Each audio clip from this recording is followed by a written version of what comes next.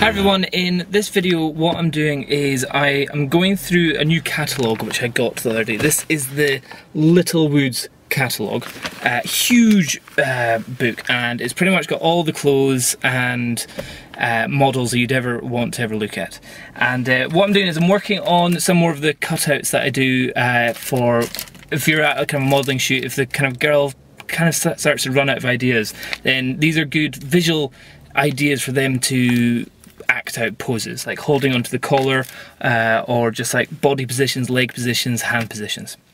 And I'm just going to show you what I look for in the actual photos. Okay, so one thing that you have to be able to differentiate is what is just a gorgeous model and what is a good pose. Like for me just now, this model is stunningly beautiful, but that is a really rubbish pose. It just makes her legs look huge and it just doesn't quite work. There, however, she looks a lot better, I think. However, it's amazing. These catalogues are mainly showing you the ability of the model rather than the quality of the photographer. Because like, see there, look, that I think she looks pretty rough. There, she looks stunning. Then, look at this one. Look at the size of her jaw. Looks huge. Looks like the guy from The Incredibles. But then there, she looks brilliant. So what you've got to look at is possibly the angle that the photographer is at. He's probably at about hip level, and he's looking up, which exaggerates the size of her jaw. Meanwhile here, he's further away, and he's probably more maybe chest level, and she's looking down a little bit, which starts to elongate her face, which makes it look a little bit better.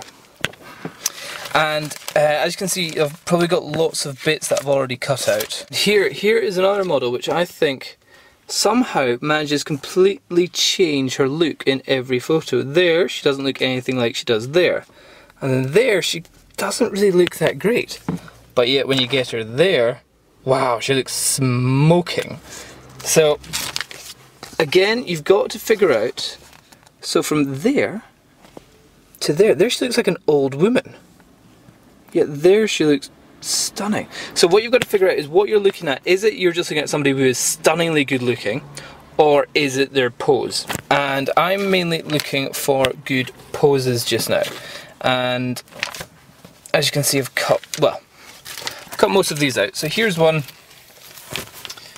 You might think, why did I choose this one? Well, this one is a great pose for the cute look. So hands in pockets and kind of upward shoulders and head looking down. Gives you a really kind of innocent look to the image. Here's another shot where it's kind of, she looks a little bit grumpy, but it's that whole on the stairs, arms crossed, hand up in here, looking away from the camera. So you've got to look at the shots for what you think makes a good shot rather than what the model looks stunning in. Like there, that's the person Colleen something, and I don't really like the look of her face. I don't think she really is making that great of a model impression, but her position with the collar, with the coat and everything is very good. So all it takes is a little bit of cutting, snipping, and a little bit of blue tack, or not blue tack, but glue, sticking it onto this, and then you've got a whole catalogue's worth of good model poses that you like, so you can take it onto any shoot, if you're in any location, even in your house. If you have models coming around to the house, then you can, while you're setting stuff up, they can flick through all these pictures and then they can get ideas inside their head. And they can also see the ideas which you think are good poses. So I hope that helps. Just a little tip for you. Cheers, bye.